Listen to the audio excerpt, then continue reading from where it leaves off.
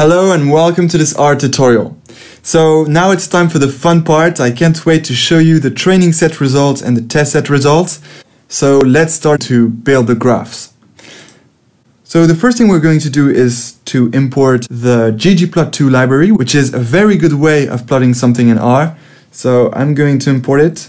But before importing this library, there might be some of you who are starting R for the first time. So if we go to our packages here, you can see that the ggplot2 library is here on my R Studio, but it might not be the case for you and that would mean that the ggplot2 library is not installed on your R. So just for those of you for which it's the case, I'm going to install ggplot2 library. So we have to use this command install packages here, and then in parentheses we add ggplot2, ggplot2. Then we select this, press Command or Control plus Enter to execute. And here right now you can see it's installing the library, and that's done. So that's the message you should be obtaining when you install a package. Now it should be appearing in your library, so mine is here. And we are ready to start plotting the graph. I'm just going to put that in comment. So Command Shift plus C, now it's in comment because once it's installed we don't need to install it again. Okay, so now let's start to plot our training set results graph. So first thing we need to do, as you can see, the ggplot2 library is not selected here, so we will need to select it. But we want to automate all this if we want to use simple linear regression on another data set. So we will just type here library, then in parentheses the name of the library, not in quote actually, ggplot2.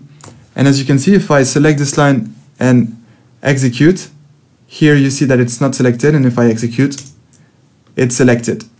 Here we just have a suggestion to type suppress package startup messages to eliminate package startup messages. Well, that's not very important. You can execute that if you don't want the package startup messages, but that's okay. So I'm just going to enlarge this. Okay, and now like for this course, the approach we will be taking to build this graph with ggplot2 is going to be a step-by-step approach, because we are first going to plot all the observation points in the training set. Then we're going to plot the regression line. And then we're going to add a title and then a label to the x-axis and a label to the y-axis. So you know it's going to be step by step. First the observation points, then the regression line, then the title, then the labels. Okay, so let's start with the observation points. So generally to introduce a plot in ggplot, we start by typing ggplot parentheses. All right, and then that's when we start to build step by step the little components of our graph. And since we are adding each component one by one, we are going to separate each of these components by a plus.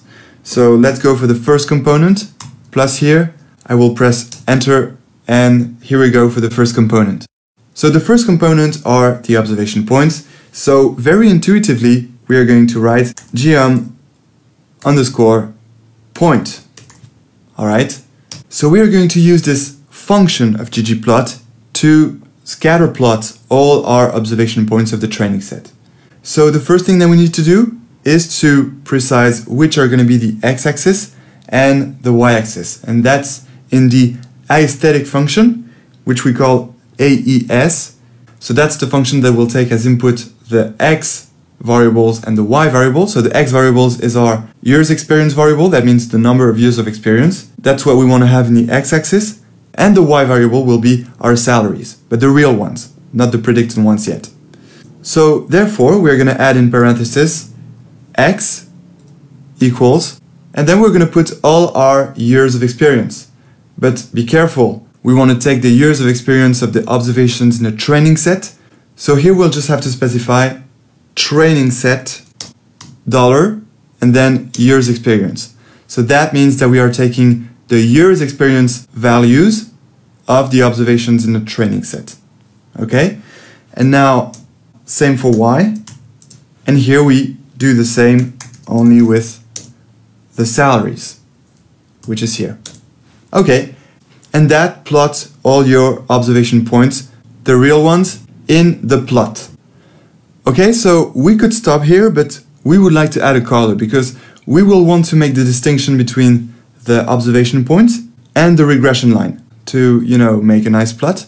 So comma here, and then I'm gonna press enter to add a new argument of geom_point, because this can be a little confusing here. We have a comma here and a comma here. This comma here is just to separate the x and the y in the aesthetic function, and this comma here is to separate the first argument and the second argument of the geom_point function. So the second argument is color, and let's pick red. I usually like to have my observation points in red, but you know, that's just my taste. If you have some other taste, you're welcome to choose your favorite color for the observation points. Okay, so that's it for the geom_point. With this geom_point part here, we are plotting all the observation points of our training set.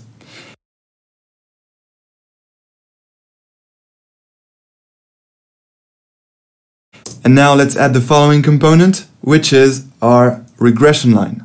So here we add a little plus and then enter. So to plot the observation points, we used geom_point, and now very intuitively, to plot the regression line, we're going to use geom_line. Alright, so pretty easy to remember. And then in this line, same as for the point, we're going to take the x-coordinate and the y-coordinate of our regression line. So let's see, first we need to take the function aesthetic, AES, parenthesis, and that's where we put the x and the y. So, in your opinion, what is going to be the x? Well, the x is going to be the year's experience of the training set, because we want to have the predictions of the salaries for the observations in the training set. So, in the x-axis, we need to have the number of years of experience of the training set observations. So here I'm just going to copy this, there, and paste it here. But now, what is going to be the y? It's not going to be training set salary, obviously, because we don't want to take the real salaries. Now we want to take the predicted salaries. So in order to take the predicted salaries, we will very simply use again this predict function. We cannot use again ypred here because ypred is the predicted salaries of the test set observations. But here we want to get the training set predicted salaries.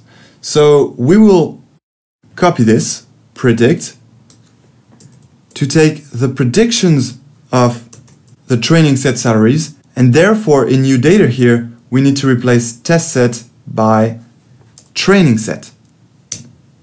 And now it's good. Now this geom_line function here will plot all the predicted salaries of the training set observations. And so for each employee with the same number of years of experience, because here we have the same X, we're going to have both the real salaries, the salaries they actually have in the company, and the salaries predicted by our simple linear regression model for the same employees.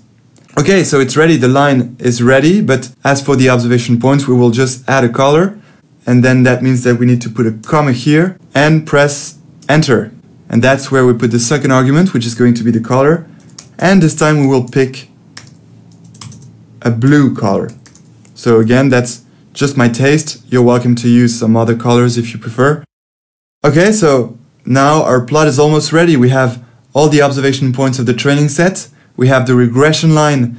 And so now we could plot the graph now, but if we want to have a nice graph that we want to present to people like managers or clients or even your friends, it's always better to add a little title and some labels on the axis. So let's do this, plus here, and GG, so this time it's not geom, it's GG because it's not a geometrical thing, GG title, parenthesis, quotes, because we have to put the title of our plot in quotes, and here we're going to give the following title, salary vs experience. And we are going to specify that it's the training set,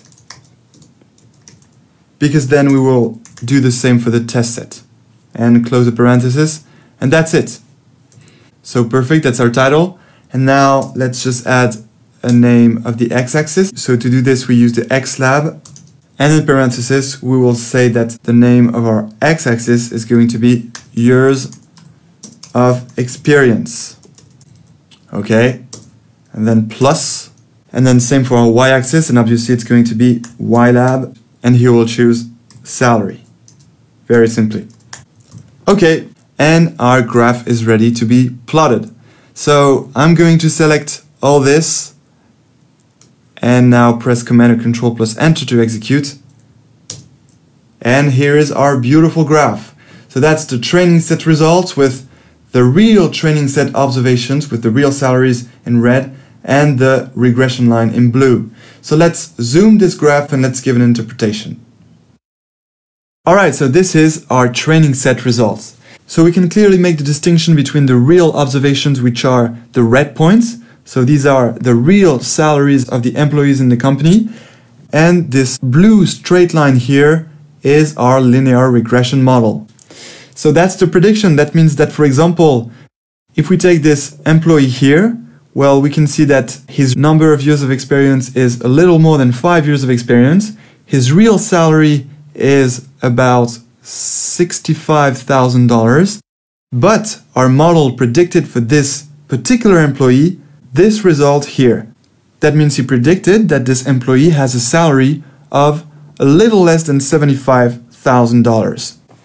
Okay, so that's the real important distinction to understand. This is the real value and this is the predicted value of the model. And to get the predicted salary, you need to project this point of the line here onto the salary axis, which gives us a predicted salary of a little less than $75,000. Alright, so that's the results of the training set. These are quite good results, but that's because we trained our linear regression models on the training set. And now let's see how our simple linear regression model can predict new observations, that is, new observations of the test set. So I'm going to close that.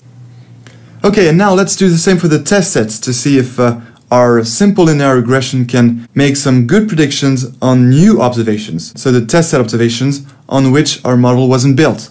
So as usual, we want to be efficient, and so we're going to copy all this, copy, and paste it here.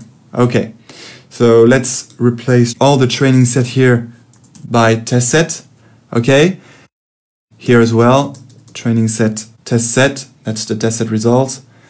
Okay, so now we must be careful with something. Let's see if we have to replace all the training sets. So in the first component of ggplot, that is when we plot all the observation points, the real observations, here we have training set years experience and training set salary. In your opinion, do we need to change training set here by test set? Yes, of course, because this time we want to have the observation points of the test set.